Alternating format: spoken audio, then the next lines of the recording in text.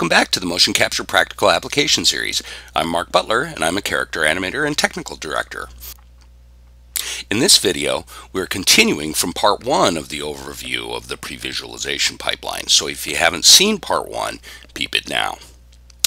In this video, we're going to edit the motion data clips we captured in OpenStage 2 using Autodesk Motion Builder.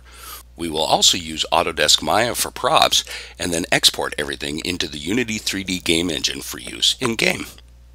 In further videos, we'll dig deeper into each of these subjects, but for now, we want you to get a solid understanding of the pipeline for capturing, editing, and delivering motion capture data for previs in a video game cutscene. Okay, let's get started. Alright, at the end of part 1, we trimmed and exported the clips that we captured. So now let's talk about scale parity in Motion Builder, Unity, and Maya. In Unity, the Slum City level is loaded, with all the models, textures, lighting, and scale configured for the game. Establishing scale within the environment is crucial for pre-visualizing your motion capture data quickly and easily. Our characters will be coming out of the restaurant, which is right here. To place the characters accurately, I'm going to export this building from Unity into Maya using the FBX format. The FBX format is very flexible and can be used with almost any 3D package. Now, here in Maya, I have stripped away all the extra geometry and textures so that I have a scale-accurate, low-res stand-in of the building for use in Motion Builder. By just bringing in a small, low-res part of the game level that I need to work on, it keeps my Motion Builder files optimized for real-time playback. Right away, you can see that the characters are offset from the restaurant entrance. We're going to have to move and rotate them into place so they don't walk into the walls. Positioning the characters on their marks is probably one of the most basic of motion capture cleanup duties and one of the key reasons we need to maintain scale between Motion Builder and Unity. Alright, so let's begin editing in Motion Builder's story mode. As you can see, I have a track set up for both of my characters, and I've already added the motion capture clips to their timelines. The first thing I'll do is switch to Animation Layer 1, which allows non-destructive editing on top of the raw motion capture data on the base layer. This layered approach to animation is what makes Motion Builder so powerful and is now used in most other 3D applications as well. Now, I'll simply grab the control nodes for both the characters and push them inside the building.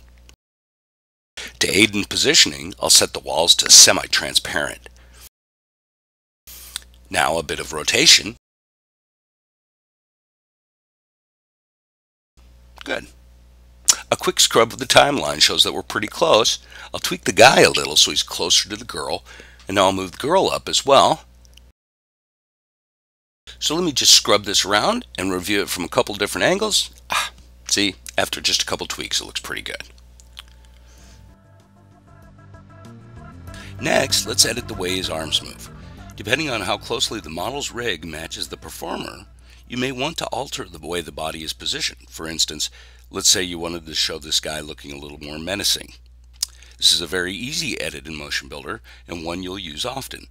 I'm going to move to Animation Layer 1 and go to the beginning of the clip. Now I'll simply grab both the shoulders on the control rig and push them down a bit. There. Now I'll rotate them out a bit. There. That looks much more tough.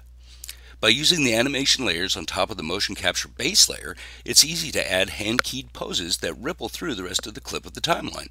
Let me alter his hip the same way. Good. A quick scrub of the rest of the clip shows that those edits worked well. Let me plot this new motion to the underlying skeleton and move on to finishing. Alright, now I'm back in Unity, and here's the restaurant location. Getting your characters from Motion Builder into Unity is really easy. All you have to do is open your directory and drag the FBX file straight into your Unity asset library. Once imported, just click on it and you'll open the inspector, which allows you to see the details of the character, its model, rigs, and animation. As you can see here, all the clips are listed, just like they were in Motion Builder. I'm going to select the first one, which is the edit I did in story mode. Here in the inspector, you can do a preview of the animation. I have my preview set to double speed so I can quickly see everything before I drag it into the level. There we go. As you can see, the lighting is now in place and our characters look pretty convincing in their new world. The last thing I'm going to do is adjust the cutscene 3D camera so that we have a close-up of their conversation, and then pull the camera back for a wide shot of them walking around the corner. Looks great. And at this point, I'm ready to show these scenes to the art director or the level designer for approval. That's truly the power here. Using OpenStage 2, I'm able to capture, record, and edit a whole scene quickly and get decisions and approvals early, long before I polish and finish the scene. If someone wants to make any changes at this stage, it's very easy to do. Instead of taking days to reanimate, we just hop back in the OpenStage 2 and re-record. This entire scene, from practice to approval, took only 90 minutes in real time. Well, that brings us to the end of part 2. In subsequent videos, we'll delve deeper into the details, but you should now have a pretty good overview of how Previs works and how quickly you can get production-ready animation data using Organic Motion's OpenStage 2 and Motion Builder. Once again, I'm Mark Butler, and thanks for watching.